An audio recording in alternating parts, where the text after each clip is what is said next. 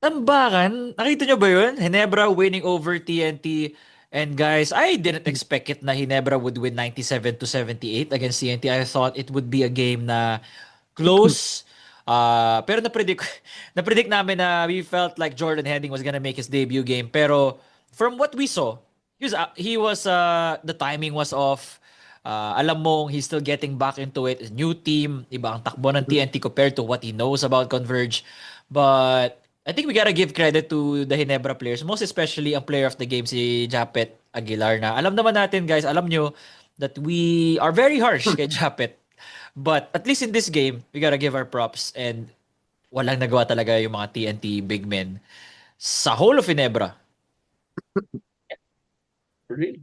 Um, well, it was unexpected talaga, no? And coming off a game or yeah, coming off a game 7 loss, di ba?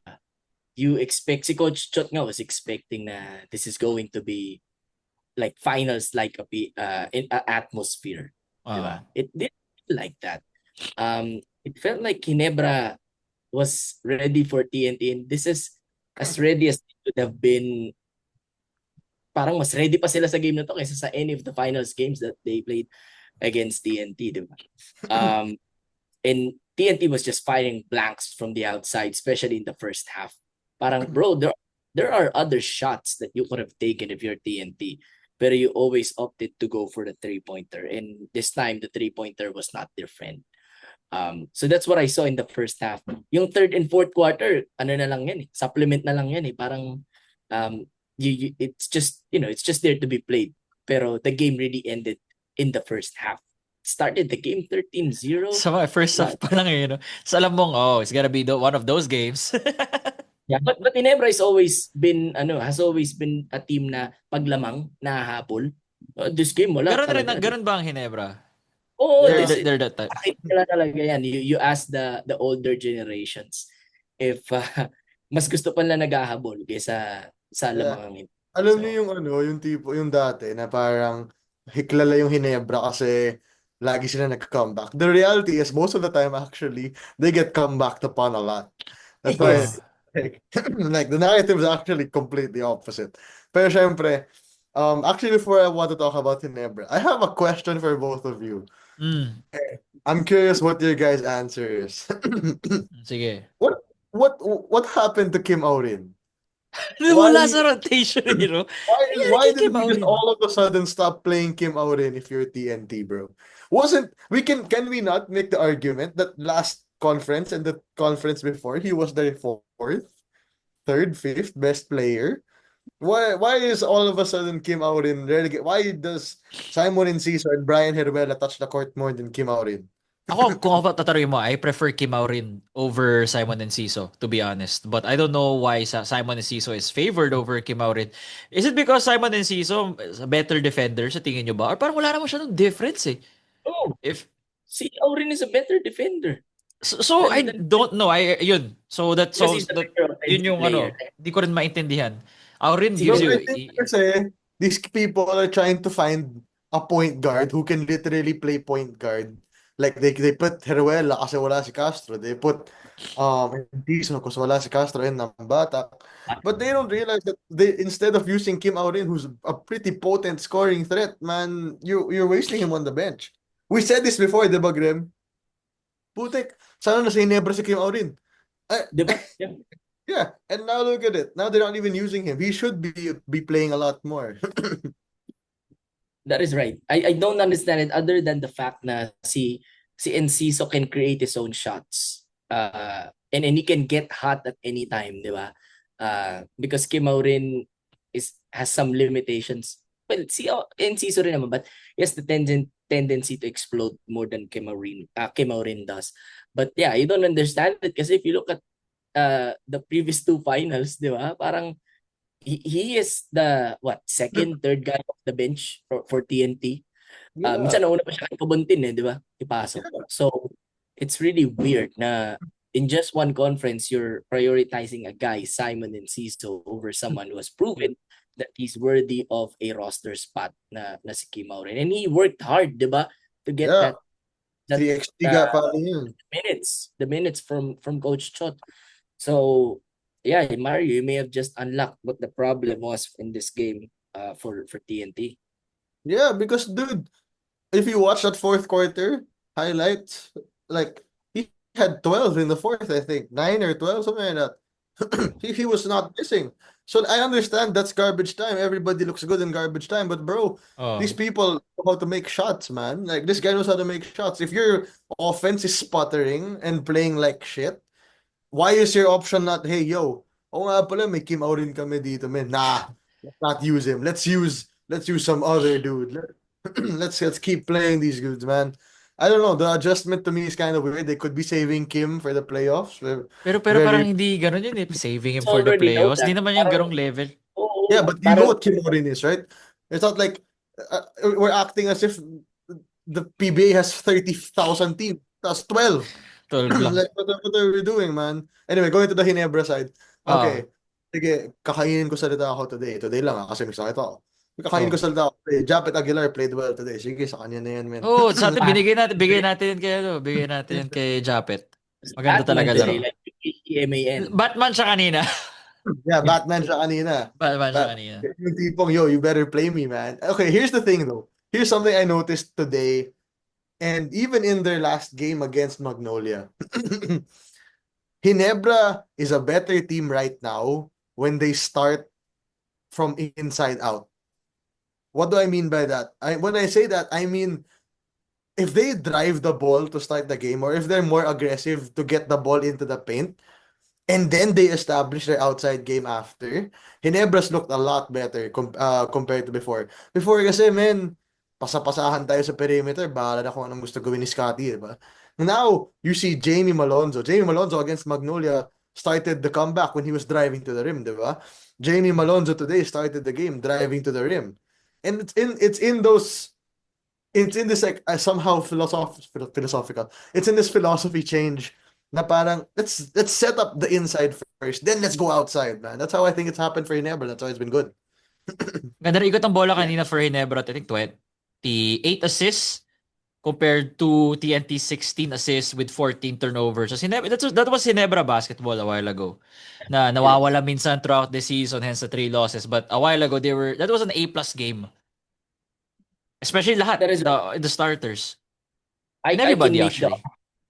and I can make the argument that this is the best Hinebra has played all Filipino without Brownlee since Actually. probably the bubble. Tama naman, Mario. Tama naman. Sabi niya naman, this all Filipino. Tama. Well, without Actually. Brownlee. Kasi we have to look at them differently without Brownlee. Diba? Kasi pag nandiyan si Brownlee din, they're a different team. Oh. They're great team. Pero pag wala si Brownlee, this has been the best that I've seen them since the bubble, na talagang sila yung best team, di ba? These last two games, or these last two games? Or this game alone. This game game alone. alone. Okay. Kasi Not this conference. yeah, but kasi in last game, yung Manila Classico, they were trailing, di ba? They were playing like ass in the third quarter.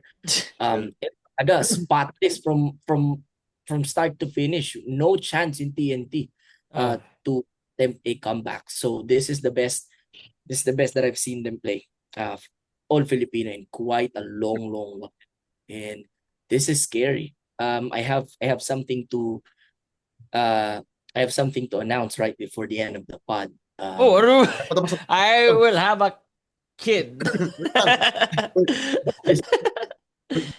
I want to add something. Maswabe na ni RJ, no? Swabe nga ni Yes. RJ. He was feeling it a while ago. I see it right now, man. RJ Barrientos is so suave right now, man. Yes. But he's always been like this in the eliminations. The test Yun has nga, always been You're waiting for the finals. playoffs. Like, I wanted to TNT. translate to the playoffs. Yeah, parang, okay. Sige, RJ, you're good. I'm a fan. I'm actually a fan. Bumili nga ako ng jersey niya, di ba, last conference. I mean, basta Hinebra naman nata, baby. No, not everyone. Okay. He has no Aguilar jersey. Yes, no, Raymond. Meron siyang Aguilar. So, in the finals talaga, when he's hunted during those switches, doon talaga natin makikita si RJ kasi it's nature na parang pag kinakain ka sa depensa, gusto mo bumawi sa offense, and you tend to over dribble, you tend to force things Yeah. that you normally don't do. So that's the thing about RJ. I believe in this guy. Sa inyo, I always believe kahit he has stinkers in the finals, I always believe in RJ. Hopefully, the 2 consecutive games that he has carried the load for Barangay Ginebra. And hopefully magtuloy-tuloy sa playoffs. Next game nila against Ross on Sunday. Yeah. Wait You know lang, who I final want game na ba? to add? Hindi pa yun. Yeah, Final final game na ba game. yun? Final game na. Final Yeah. games na ng mga And teams eh. that's Who I want yours. to add That's to your twice. Ginebra. Sorry, what? Sino? You know who we should add? You know who Ginebra should take a good look at and think about adding to their roster? I genuinely believe they should take a look at Louis Sangalang, bro. Louis Sang. Actually, it's within the pipeline. He's in the pipeline. Bro, here's the thing. This is just me trying to What? Totoo naman ah. Ano? I watched that Blackwater Terra Firma game from the first quarter to the fourth quarter. Wala pa, di pa masakit ulo ko nun eh. Putang ina, bro. Terra Firma, bro, can we please? Let's just stop this shit. Titigilin na natin itong kalokohan na ginagawa natin. I was getting so stressed watching Terra Firma kanina. Kaya sumakit ulo mo dahil dun. But Kaya then, nagkasakit. pwede siguro, man. When I saw, first of all, you can tell they don't give a flying fuck anymore. Kasi si Luis Anggalang naka-4 na tres ata. Walang tumama sa ring. Wala. Or maybe like 1 or 2 hit it. Like, and you know what's the question to me? Like, do they have players naman eh? I will make this weird ass thought that if Stanley Pringle was in either of these RHJ finals, I think Ginebra could have probably won the championship with Stanley. May asim pa, no? May asim pa si Stanley eh. Oh, okay pa si Stanley. Okay na okay talaga siya. Kanina, That's why- binantay niya sa Bearfield eh. This is why from time to time, naiisip ko na if we can undo the Stanley Pringle and Hardinger trade, then I'll do it. Pero kasi yung bigat ng Steven Holt sa Barangay Ginebra eh. I agree. I see that. So valuable sa Barangay Ginebra. But si Stan kasi yung pinakawalan mo and you don't have any use for Isaac Go. Hindi nga natin alam kung kailan babalik si Isaac Go, di ba? So that's Dude, man. No offense, Ben Adamos, bro, but please, bro. Like, maybe it's. Pero Ben Adamos has been giving quality minutes. And I mean, do you genuinely think he can provide better than Isaac Go? I don't think so. no. No, malayo, Malayo. bro. We're not gonna have the Malayo. discussion na Adamos over Isaac Go. Anyway, Luis Sangalang has that Ginebra, yung ugali. Bagay na bagay siya for Jin. The only thing for me Ginebra is missing is somebody who can ask for the ball in the post and you're gonna get a bucket. Japet Aguilar, Sangalang yun eh. Si Sangalang has, di ba, sa post-game? yeah, like, dude, Japet Aguilar does not have a post game, not a great post wala game. Japet Aguilar is Mid- alley-oop and a mid-range jumper. He prefers to take that mid-range, step Yeah. back mid-range. The best teams right now in the PBA, I genuinely believe, have a post-up player. SMB has Junmar Fajardo, right? Magnolia has Ian Sangalang and Rafi Mark Rivas. And Rafi Rivas. And Rafi Rivas. Ang nga pala. And- Oy, I have something to say. Oy, I jersey also mo! I have something to say before the podcast ends. Pero mamaya na yan sa dulo. Kayong dalawa, may announcement kayong dalawa. Tapos, Converge has Justin Arana. And Lex does not have a... Wala Brandon Ramirez Wala kayong namin, bro. post player. 3-pointer. Bro, okay, I don't understand NLEX, guys. I really don't understand NLEX. Like, okay, man. This is our year. It is our Bro, year. Semis. I cannot explain why NLEX is... Okay, anyway. Yan yung Aside power from of that, friendship. Literally. Literally, power of friendship. Like, Mga anime kami, bro. Pang-anime kami. Bro, Luis Sangalang would be kind of fun on Ginebra also. But going back to this Terra Firma point, man, I'm sorry. Let's just not do this anymore, dude. Like, it's Then just not. sell the team. Can you imagine putting Ginebra TNT on the same day as Blackwater Terra Firma. Sama, bro. Alam mo ano eh, no? Yan nila nilalagay eh, diba? Bro, dapat nga di na yan pinapakita sa TV. That's not Close suitable door, for close children. door na. Uy, Bahala. for children. Update na lang kami.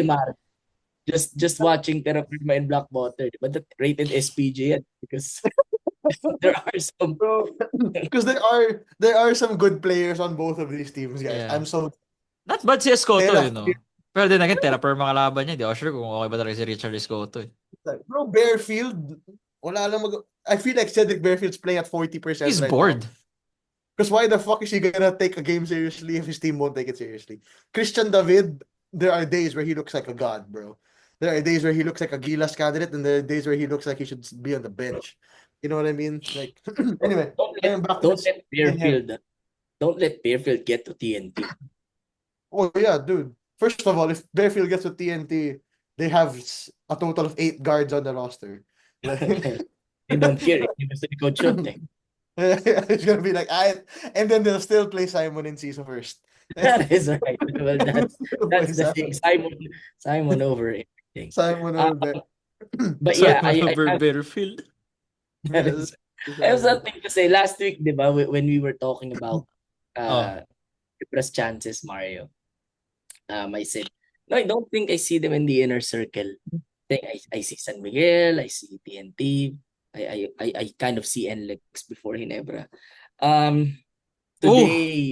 Tonight was Burn that jacket. Kailangan. tonight Oh, Oh! Sino yan? Sinong player yan? eye-opener for me. Tonight was an eye-opener for me.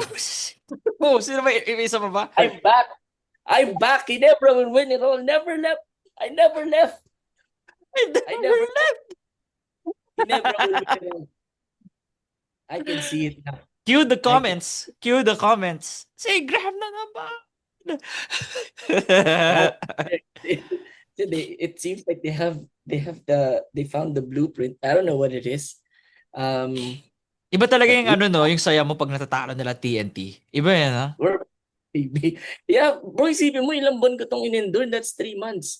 And what sucks is they had 2 chances to win the championship last year. They decided to play well tonight when it didn't really matter that much. So, sabi ni Coach Shots sige. Inyo na yun. Tinatatlohan It's mo for na my kayo. friend, Coach Tim. It's for my friend, Tim. He needs it. For you, Tim, I'm gonna see in the finals anyway, di ba sabi?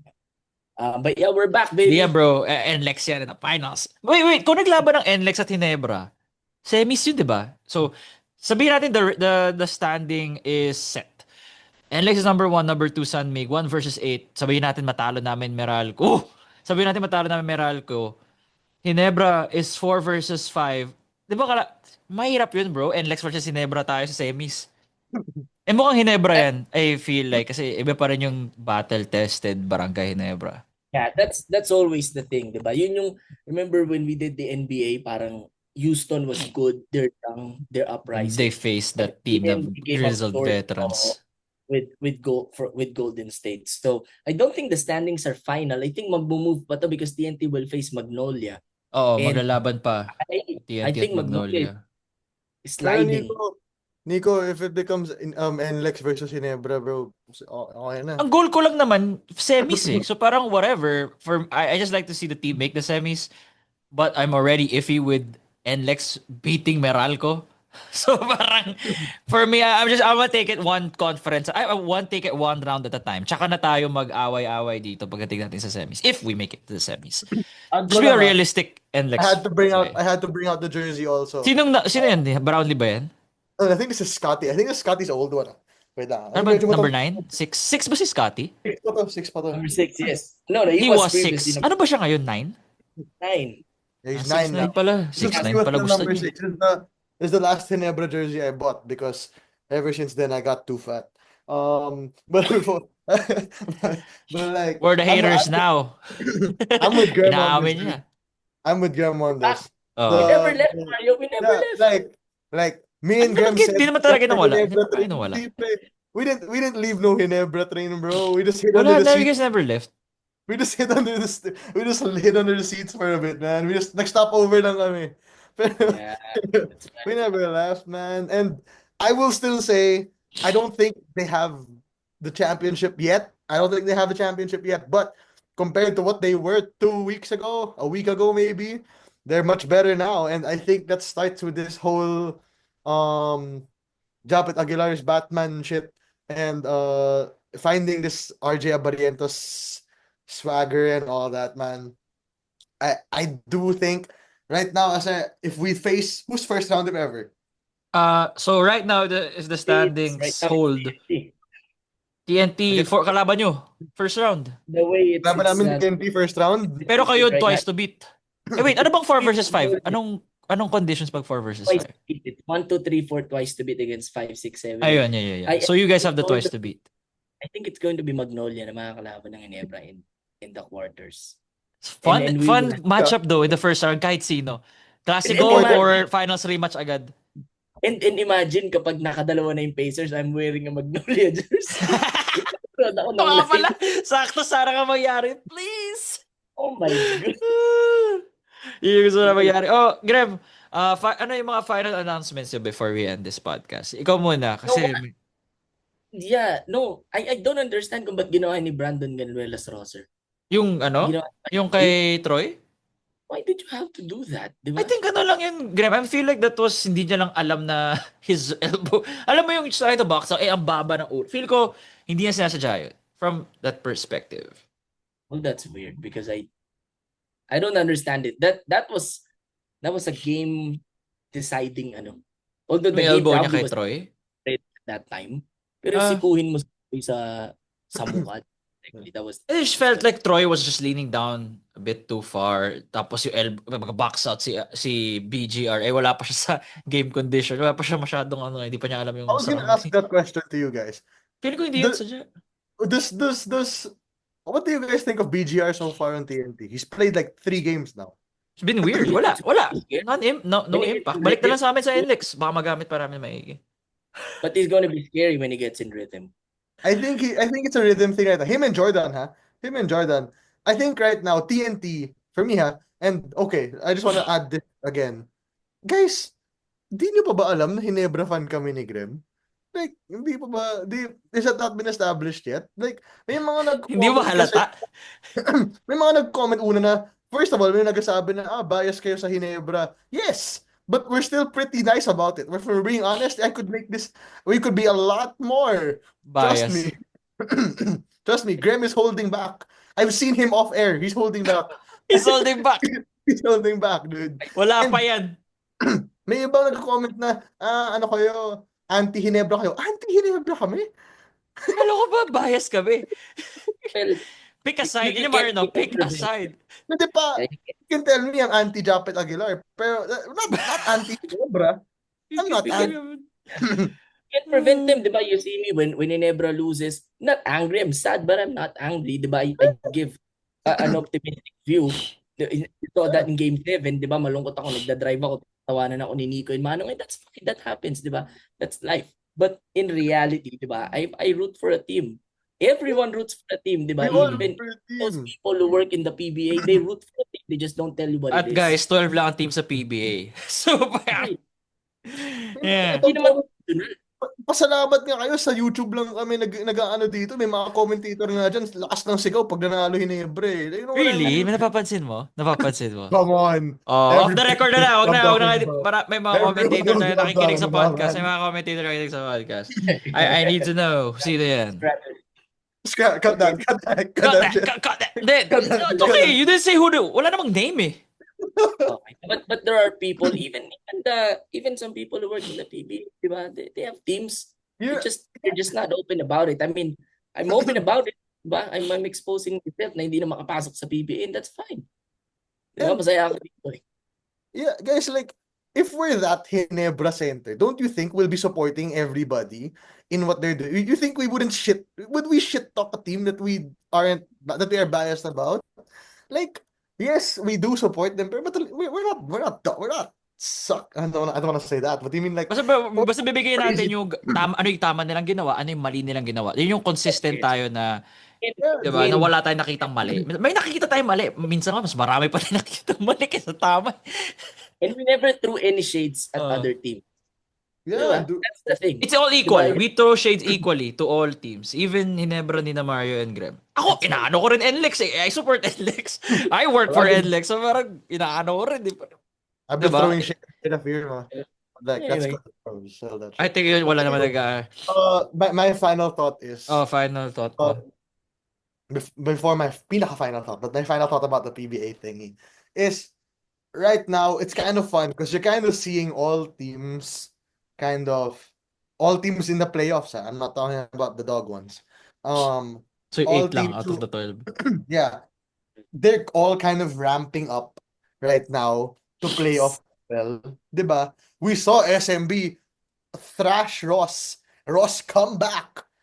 And then TNT, I mean SMB hit back again. So both Ross and SMB are kind of heating up. Meralco has been playing very well over their past Nag-ano sila, hand. nag-streak sila. Yeah.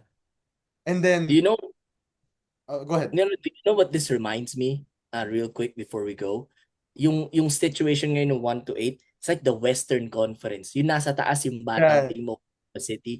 Everyone's looking to face NLEX. Bro, you may be regretting that you regret the because ass go against Mexico. this team is not a joke. And again, for the second consecutive week, too much NLEX talk. But we're gonna live with that. We're okay with that. That would be NLEX counter. May NLEX counter. Ting! Take a shot every time these guys talk about NLEX. Yeah. The only podcast that talks about the All NLEX. NLEX. It isn't even Nico who talks about NLEX. It's me and Graham. So Okay, this and then I insert my way. Okay, sila pag-usapan nila NLEX. Ako rin actually sa works for ingat ko NLEX rin. at this point, man. Perfect opportunity. Yeah, it's all ramping up and that's the fun thing to see. And medyo natakot ako nung sinabi ni Graham na um it's kind of like the Western Conference. Man, the last time that happened, yung Lakers natin na eliminate ng first round. Baka baka there's a little issue there, but dude, it's fun. It's fun to see. Hinebra is rounding out into form right now. TNT, once they fix this heading and BGR issue. This is my problem, by the way. Sorry, I just want to add this. Um, Adding players this late into the conference, man, I don't know if it's good or not for your team. But you Alanganin have, eh, no? yeah, you need the regular season. And then who else are rounding out? NLEX has been in form since day one for some reason. Na ito, Yeah, like it's all around. Magnolia has kind of lost a step, pero again, the teams we see struggling right now are the teams who have added new guys. Have we noticed that? Like William Navarro Magnolia has lost 2 in a row nag-a-adjust since pa si William nga. Halatang alam mong wala pa siya talaga at all. Nawawala siya sa TNT system. lost to Jordan and BGR, right? So the teams right now who are struggling heading into the playoffs are the ones who added new people. But rest assured, man, when these people find their rhythm, like Grim said, Dire-diretso na yan. they will be problems, dude. But for the first time in a long, long while, and I'm genuine when I say this, I don't know who wins the title. And I don't know when was the last time I was able to say this. Probably yung Rain or Shine Alaska series, which was 9 years ago. No, yes. We never left, di ba? But Bumili in muna kayo ng reality, Aguilar jersey, then we'll talk. Then, sige. no. But in reality, I don't know who'll win the title. Like I'm waving my At palms. least rather it's gonna be a competitive playoff series. Ganon yun, that's what you guys meant. We're gonna see a competitive playoff And that's what series. you want. And that's what you want, right? Oo. And it's a good step That's a towards the good right thing. direction. Yes. And we're happy. Gawa tayo I na, mean- guys. We're gonna do a playoff preview episode. Once the standings are set, ito yung favorite part namin ni Mario. Graham has never been part of it yet, pero ito maging first niya. Yung gagawa kami ni Mario na playoff prediction, pod, and then dire-diretso na from there. So, any closing words, guys? Oh yeah, Anything? closing words. Mhm. So I'm assuming Nico's uploading this tonight, which means tomorrow it's gonna be new Indiana versus OKC game Yeah. 2. Pag-aaro tayo tomorrow on that. A reminder that if Indiana wins tomorrow, the Magnolia jersey's on the way. Like the Magnolia jersey. Revis jersey Magnolia is on the way. The Revis Magnolia jersey is being shipped to Graham's house tomorrow. So yeah, that's yun lang yung gusto ko sabihin, Wait, guys. Mario. Comment of the night. Beep card, Graham. Beep Oh, sa card. beep Yung card, sa Graham. sa LRT. Kasi kanina sabi niya, wala siyang kotse, had to use the train. LRT, beep card, Graham is our comment of the evening. Kasi yun. So, di na siya nahuli ng NCAP. Kaso NCAP. ngayon, nahuli sa podcast. Dahil Beep sa card. Beep card, Graham. beep card. Sabi ko sa beep card, Graham yun. Ikaw, Graham, okay ka na? Anything, wala na. I'm good. I'm really looking forward to these playoffs. I haven't said that in a while. So Ayun, so anyway, guys, follow 5-star rating on Spotify, like, comment, subscribe. 6-Month Podcast, Nico here with Mario and Graham. See you all next time. Peace. never left. Adios, amigos.